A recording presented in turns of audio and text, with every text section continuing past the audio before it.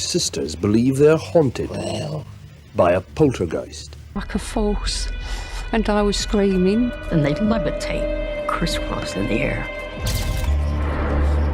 Ed, no. Hold your left on me, uncle. No, get me. No, don't want Yeah, hold your Ed, don't hold a lower.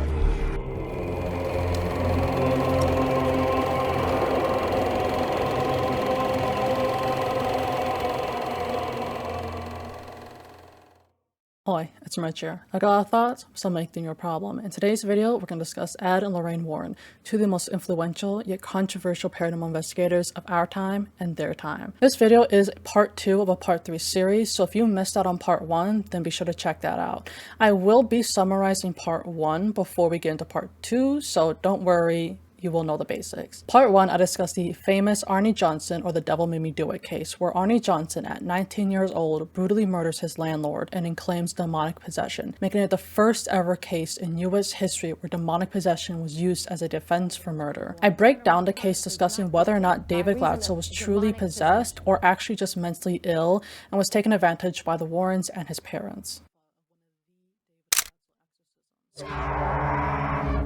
In the name of Jesus, Jesus repels you. Leave this child alone. It's on your forehead.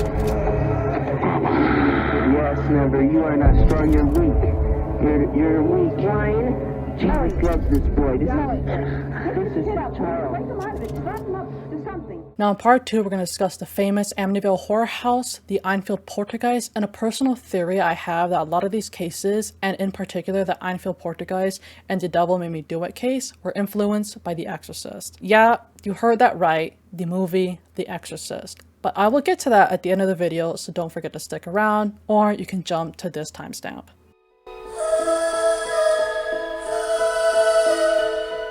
In 1974, Ronald or Butch DeFeo Jr. murdered his 4 siblings and parents whilst they slept. 13 months later, the Lutz family moved in and bought the house at a drastically reduced price, but they only lasted 28 days within the home before completely abandoning it and their possessions. Here's the reality behind the Amityville horror house. There are rumors of Butch allegedly drugging his family before the murder so they wouldn't struggle as much, but some sources, such as the literal autopsy report, says that drugs were never found in their system. Now, I think the website I found a lot of these reports from, and just about all of Google, never show the actual autopsy report listing and stating this, but if I manage to find it, it'll be on screen. It has been partially confirmed that Dawn, the oldest daughter of all the children, actually helped Butch murder her family until Butch had turned the gun on her, which is why her head is completely blown out, but the bed frame is seemingly clean. I can't show the pictures because of YouTube's strict rules and laws behind gore, but if you're not squeamish with gore, you can just Google it. Thanks to a website I found called AmityvilleMurders.com, I was able to find that after a long trial, they did confirm that Dawn did have used gunpowder on her dress, and that there may have been multiple guns used. Now, the website doesn't actually list and provide proof of the multiple guns being used or the gunpowder, but the coroner, and I do think I have a photo of a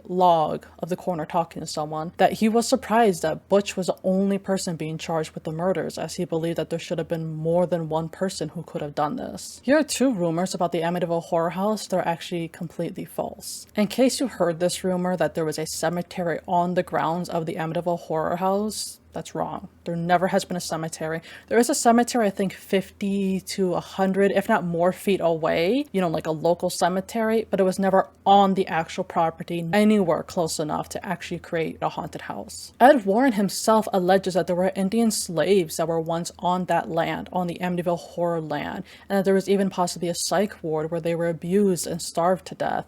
An Indian tribe had kept prisoners, dying prisoners, went mad, starving. And, you know, tragedies like this draw inhuman or diabolical spirits because they love to see human misery, human tragedy. And I believe that's where it all started. But there are 0 reports stating and proving this because it's just not, it never happened.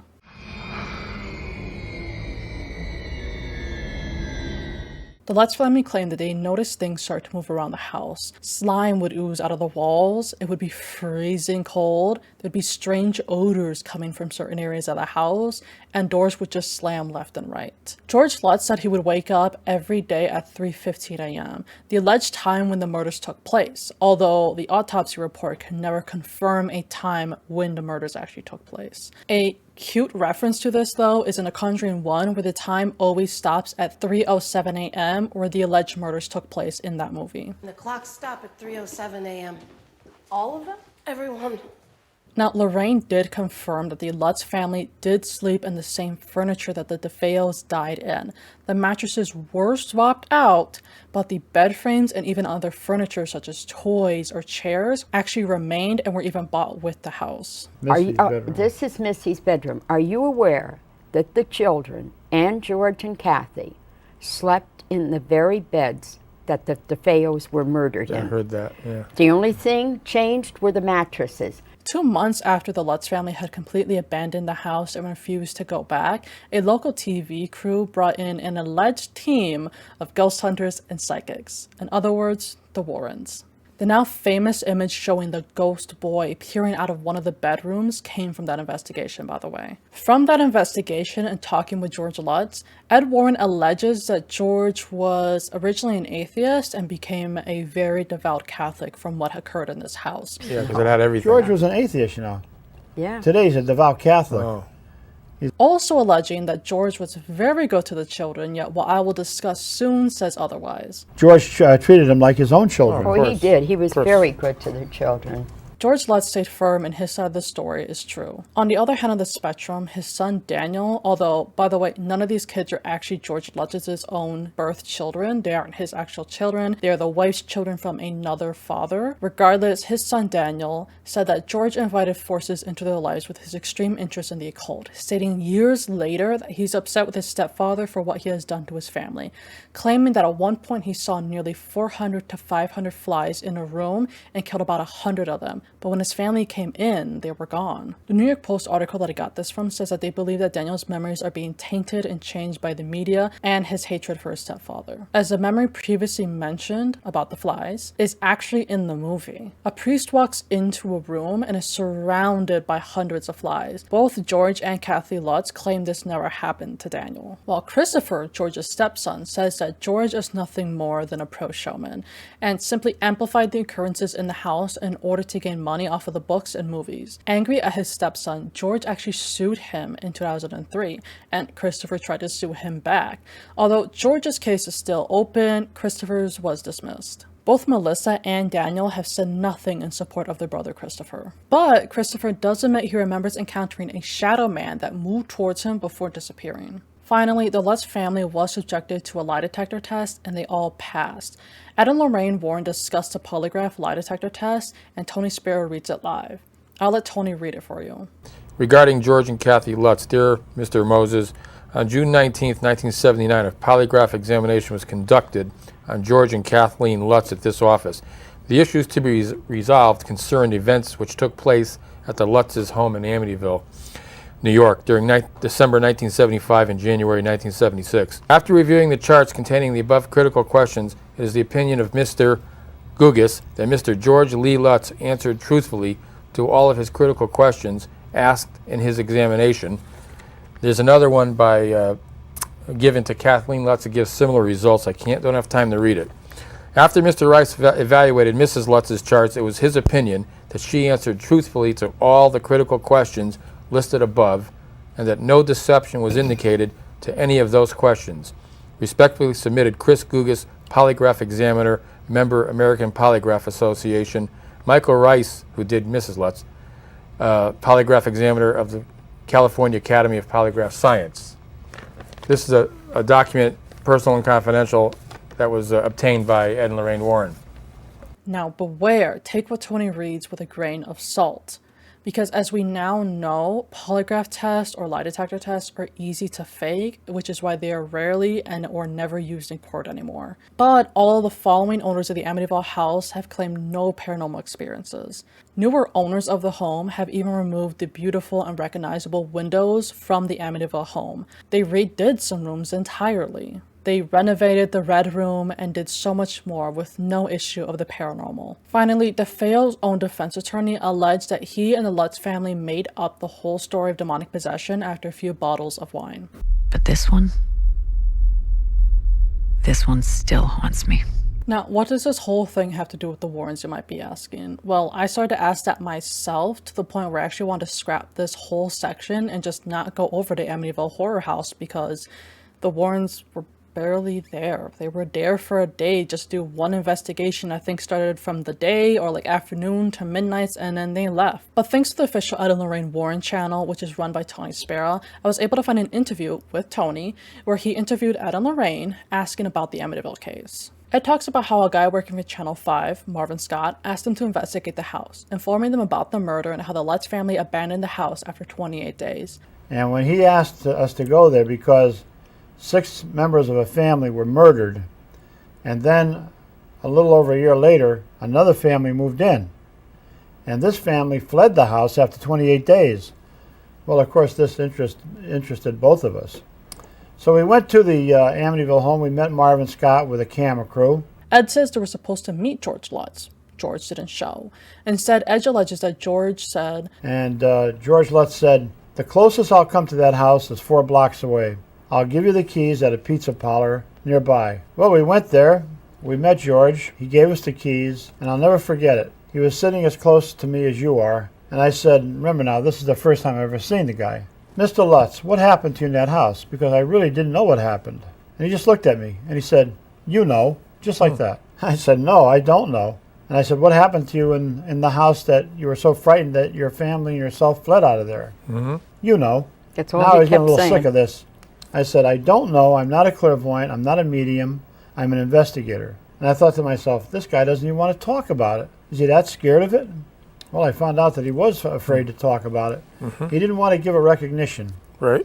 in the sewing room is where Lorraine claims that she looked at Marvin Scott and said, "I hope this is as close to hell as I'll ever get." that is the same spot where the hundreds of flies occurred and the priest was spoken to and told to get out before getting slapped by an entity.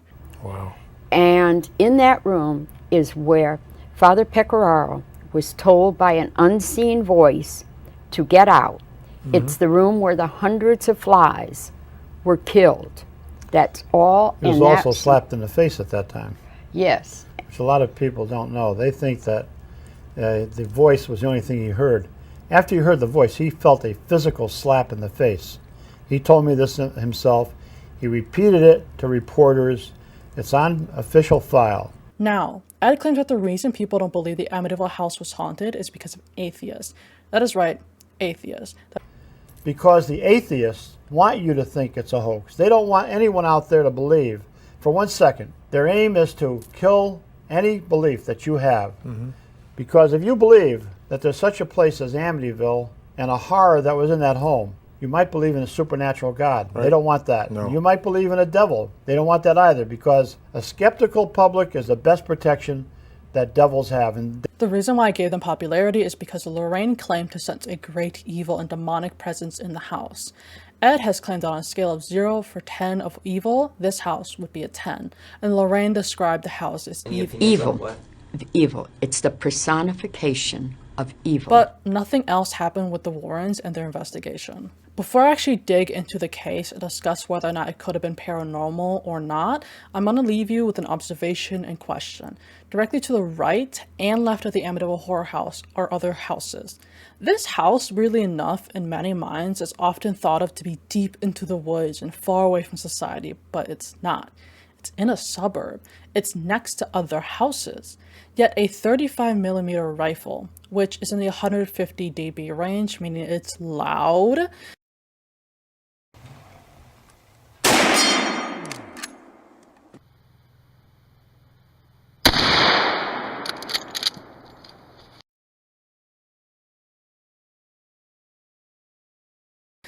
By the way, I had a hard time looking up how loud this rifle is, so if this is wrong, just correct me. Somehow that loud rifle is seemingly ignored by the neighbors. the entire neighborhood as well. Yes, when the gun fires, the blast could muffle any screams or movements or bangs of the sorts, but how did the neighbors not hear a thing? Allegedly, all they claimed to have heard was a dog barking at around 3:15 a.m. Those who later claimed that they did actually hear something were caught changing their original stories, and those who claimed that they heard it that night were also caught changing their stories, which muddies up the truth. But what do you think? This is as close to hell as I ever want to get. My personal feelings on the Amityville Horror House. I don't believe that Butch was possessed. I believe that it's a case of severe abuse and entitlement. I firmly believe that the mother and father deserved what they got. Ron Sr. was severely abusive to all of his children, even his wives. I feel that Ron Jr. was severely isolated because of this abuse and because no one tried to help him while growing up, not even his own mother. I kind of believe Butch when he says that Dawn murdered the kids. I actually do believe Butch when he says that he wrestled the gun from Dawn and in a fit of anger he shot her without really processing what that would do, without the consequences behind it. I personally don't think it's demonic possession, but I'm not so sure truly what happened that night. I don't think any of us ever will. I don't believe the case was as cut and dry as many like to paint it.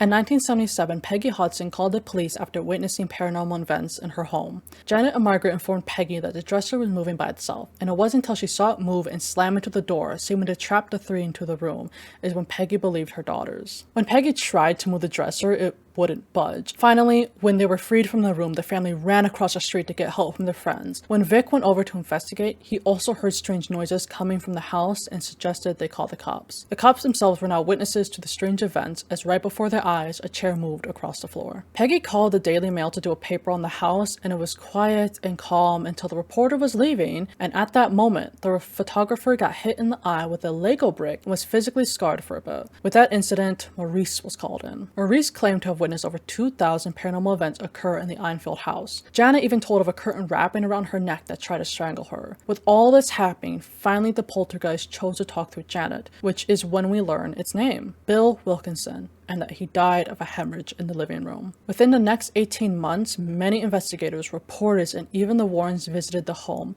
with Ed saying, "Those who deal with the paranormal day in and day out know the phenomena are there. There's no doubt about it." Two SPR, or Society for Psychical Research, employees caught the Hodgson children bending the spoons, with Janet admitting that they faked stuff to see if Mr. Grouse and Mr. Playfair would catch them, but stated that only 2% of the events in the house were fake. Allegedly, Gross and Playfair had asked the girls to retract that statement of faking events as they were being mocked by other researchers for easily being duped. 40 years later, though, both Janet and Margaret affirm in that their house was in fact haunted and told reporters that they have learned to heal and move on from the incident. Now, you're probably wondering where are the interviews from the newspapers and other journalists on the Enfield poltergeist. Luckily for you, I have bent over backwards to find any audio and videotapes that I could find. Janet's asleep, and I'm talking.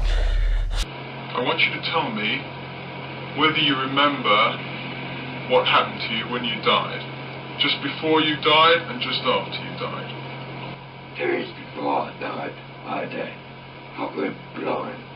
Then I had an hemorrhage, and I fell asleep, and I died in a chair in the corner downstairs. Now, if you squeak the bed, I can't hear you talking. Now, say Dr. Belloff. Come on. Come on, say it for me, Dr. Belloff. Dr. Belloff. What have you done with Denise's 30p? Headed down to the radio, downstairs. Sorry, Bill, can you say that again, please? Headed down to the radio, downstairs. Righto, Bill, I'll go and look. Thanks ever so much. In the first audio, you can hear that there is a seemingly feminine side to Bill's voice, as it doesn't sound deep and manly as it should. Even at the end when Bill seems to scream out for some ungodly reason.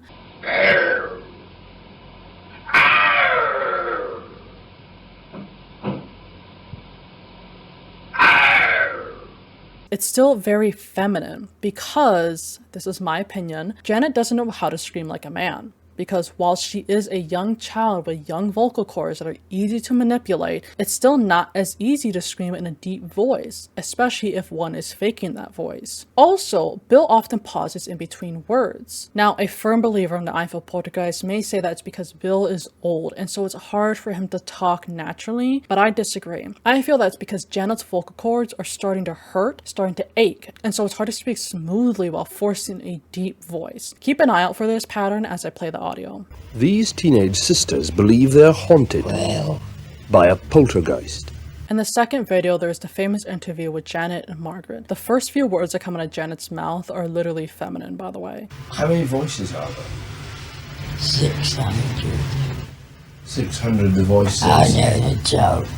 If that's supposed to be Bill talking, then why does it come out that way? If Bill has to use Janet's voice to talk, then why are either of them even trying to bother to purposely make it sound guttural and deep when it's an 11-year-old child? Just use her regular voice to talk through reporters, because if your real voice cannot come through, then in my opinion, what's the point?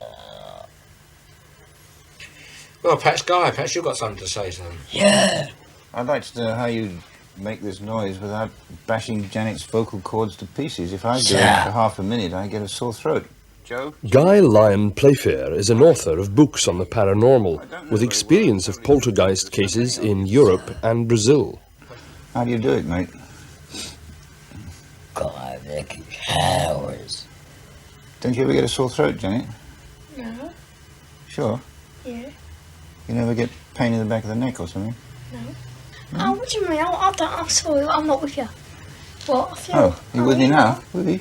Sensation in the back of the neck. Yeah. Well, tell us about that. I don't know how to No, tell me explain about that. You get it? Do you get it now? It's buzzing in the back of the neck. Yeah. Do you feel it vibrating as if it was sort of? No, like someone Someone got what? their hand on the back of my neck like that. Maurice talks of how Janet could use Bill's voice for up to 3 hours. Not continuously, but up to 3 hours. Which is where I feel he falls flat. If he had audio evidence with him or someone else verbally stating the time and day that accounted 3 hours of Bill allegedly talking throughout the entire experience, and he answers each question back to back rather than rarely talking and rarely answering, then he'd had some solid proof, some solid evidence. But the way it's worded makes it sound as if he would do a 10 to 20 minute interview with Janet or Bill, and then would come back and talk more after giving a 10 to 20 minute break.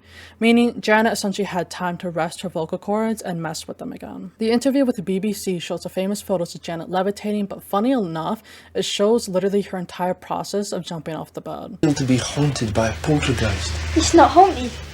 Shut up. Why? Now onto the rare interview of Janet and Margaret. At 1341, the interviewer asks, how does it feel to be haunted by a poltergeist? How does it feel to be haunted by a poltergeist? And Janet replies with the famous, Geist. It's not haunted. Not haunted, before Margaret looks at her and tells her, Shut up. mind you, Margaret starts smiling the second being haunted is brought up, and continues to laugh while the footage is then cut to zoom in on Janet's face. The interviewer then asks Janet, why isn't it haunted? and Janet goes, I don't know.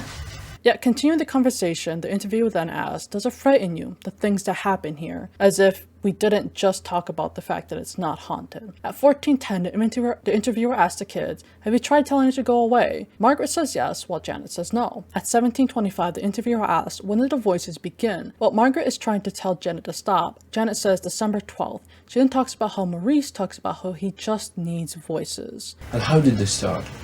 Well, one night Mr. Grove was talking about it about 8:30. He said, all we need now is the voices to talk. And that night I went to bed and can't remember exactly what happened. And What's that knocking? yeah, that's Implying that Maurice wanted voices to trick people, because if voices weren't a thing until he conveniently showed up, by the way, then what voices were he talking about? Because I think Janet may have accidentally exposed him there, yet a lot of people are ignoring that, because why did Maurice need voices? And why did they just so happen to show up and occur after he showed up? after he started living with the family. Kind of weird. Regardless, she talks about how that night she doesn't remember what started it before there are 3 random knocks. That allows the conversation to move off of how the voices started it and now onto the knocking system. 2 for 1, yes for no. At 1856, Janet Margaret can once again be found smiling at the interview as the poltergeist doesn't respond to his question. The interviewer then asks one of my least favorite questions because it will essentially purposely lead on the interviewee because they already know the formulated answer, but he asked About the voices, they sometimes say things and make answers. Is that the voice now? Yeah. And of course, to respond to that, Janet just happens to growl.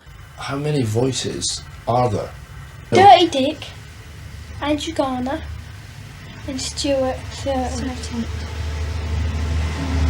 Dirty Dick, Andrew Gardner, and Stuart Thurton. So far, no Bill Wilkinson, by the way, although allegedly, from what a lot of people can find and what I was able to find, Bill was supposed to be the only poltergeist, the only entity within Janet, until I found all of this, and even then only in this one interview and in what Maurice says later on, which I don't remember if I have footage for that, stating that there were multiple poltergeists, there were multiple people haunting Janet, although allegedly it's only supposed to be Bill. During this talk of voices, Margaret talks about the voices as if she is the one possessed. She mentions how the voices come from behind them, from the back of her neck, yet the interviewer is clearly trying to force out of Janet whether or not the voices come from her throat or her chest, in order to decipher if it's fake or not. At 21:15, the girls are asked, do you feel that when you hear the voice, that there is a person there? Janet weirdly says yes in a deep voice that is ignored. And do you get the feeling when you hear the voice that there is a person there? Yes. Yeah. Even though that was clearly her trying to pretend to be a poltergeist. Then right on cue, the interviewer asked, I wonder, do you think there's anyone there just now? Yeah, I do. Who's that? What? Who's that, Janet? Pardon? Stuart Thurton. Stuart Certain, and he's one of the voices. Yeah. Do you think there's anyone there, just now? And Janet asked, yeah, I do. And the worst fake deep voice ever. At 21:45, they pan over from Margaret to Janet right as she is done talking, and they show her rubbing her lips, which seems to be her normal behavior when she's creating her voices. Now, the idea behind the voices is that they can come out of Janet without her moving her lips, or without her needing to do a thing. So when I zoom in and show her throat and chest moving as she says knock knock and doctor, it just seems a bit suspicious. No, Doctor, Goose Chasers here. I think people thought at first that I was doing it deliberately. 40 years later, for The Conjuring 2, Margaret and Janet Hodgson do an interview with the Warner Brothers based on living in the Enfield home. In this interview, they have the original photographer, named Graham Morris, who talks about how they had set up a camera in the second floor, in the girls' room, that would capture movement. He talks about when they processed the photos, they had seen a picture of Janet and Margaret on the floor. Janet had claimed that she was falling out of bed and she had no clue why. A shot of Janet levitating was done with a cable running down to where I was, down in the main sort of living room. She was up in the bedroom. We had a camera set up in the corner, motor driven, with stroboscopic flash. I wasn't in the room at the time. I didn't see this until the following day when we process films and have a look. So that came as a real surprise to everyone, that we knew that she was falling out of bed. We could hear the bang on the floor. We could hear her scream. We knew what was going on. We only had Janet's word for it. But then the following day we'd look at the pictures. That would prove it. Yet looking at those photos, it especially seems as if the girls simply fell out of bed on purpose and are trying to pass it off as supernatural. Especially in the second photo they show, where it seems as if the girls are laughing. By the way, Morris would literally stay downstairs and only click the button when he heard commotion going off upstairs, meaning all the girls would have to do is fake an incident of paranormal activity, the camera would capture said paranormal activity, and so it's really easy for 2 teen girls to fake all this activity. No, but I've seen things. She was caught red-handed faking an event. My problem with the whole Enfield poltergeist situation is this. How did Bill know he died of a hemorrhage? His vision most likely went out, and then he most likely had a very sharp pain and a severe headache as he writhed in pain and slowly bled to death internally and ended up dying in that chair. He did not make it to the doctors to not only get diagnosed with a brain hemorrhage, but to have the life-saving surgery that it would need to fix it.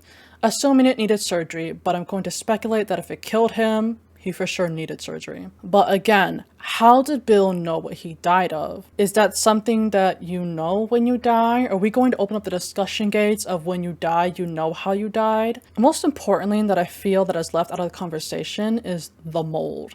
It's hard to see in most photos, but the state of the house is in a clear disarray, to put it nicely. Wallpaper is peeling off. There is something staining a lot of the walls, and the biggest reference I have to use is the fact that the Hudson family worked with the Conjuring crew to recreate the house and how it looked like back then. So if that is an exact or semi-exact replication of the house... We had Margaret and Janet come back and visit us while we were shooting. This is my mother's bedroom. She always had a chair in the corner here, but it's very much like her room was. This is a recreation of the room. My sister slept on the... Then are these shots of mold and clear deterioration real? While that might not be the house as of now of 2021 or 2022, if that was how the house looked back then, could that mold have simply been affecting their health? To aid this small theory is that black mold can in fact lead to anxiety, depression, seizures, and most likely hallucinations. In fact, toxic mold can cause severe psychosis and hallucinations. So is a severe mold problem all that was happening in the Enfield house? Finally, I do personally feel that the entire family went along with it in the hopes that maybe they'd get some money off of it. They clearly needed and wanted money to get a better life. While they didn't get any money during the height of everything, they were probably promised cash after everything had died down and the books would be sold and hopefully movies would be made off of their case. Yet it never happened, and as a result, in my opinion, they still have to pretend that it truly was a poltergeist still to this day.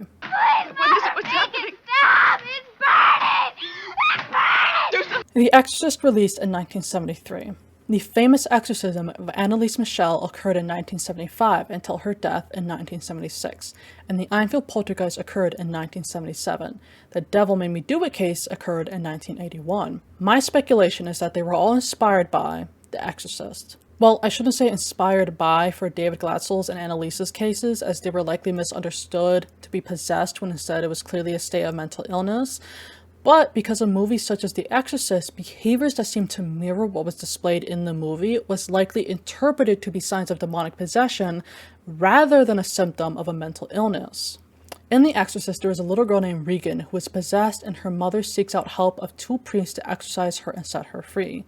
The movie originally being based off of a book released in 1971, so any kid, teenager, or adult who has read this book most likely flocked to theaters upon its release, and it was a huge hit, by the way. I will be linking a video down below where someone discusses why The Exorcist was so terrifying to people back then. Famous signs of possession starring in this movie are as follows. Words or images being carved into skin, pale skin, cuts or bruises on the body, inhuman power, seemingly inhuman flexibility out of nowhere, levitation, room shaking, immediate drop in temperature, a deep voice coming out of a young child and primarily a young girl, speaking a different language that one previously did not know, most likely Latin by the way, thrashing around, those eyes. The only thing we're missing in nearly every scenario is a projectile vomit that she does, most likely because that would be so hard to fake and also not be caught faking, although the Conjuring series has taken inspiration from it via the projectile evil vomit that each demon does to possess someone. Back on topic, what were the vital signs of possession during these cases? Don't worry, I'll list them for you because you likely forgot. In the Enfield case, Janet dealt with levitation, inhuman power, a deep voice coming out of a young child. Even in Arnie Johnson's case with David Glatzel being possessed, again, we see the signs of rooms being cold, levitation, seemingly inhuman flexibility, inhuman power, a deep voice coming out of a young child, speaking a different language, thrashing around, allegedly demonic eyes, cuts or bruises on the body, pale skin, and more, as if each of these cases are a word-for-word copy of The Exorcist. Now, this is nothing more than a theory, so please take it with a grain of salt. I am mainly trying to cover my butt so I don't get sued by anyone or have this video taken down, as again, all of this, all three videos are nothing more than a theory.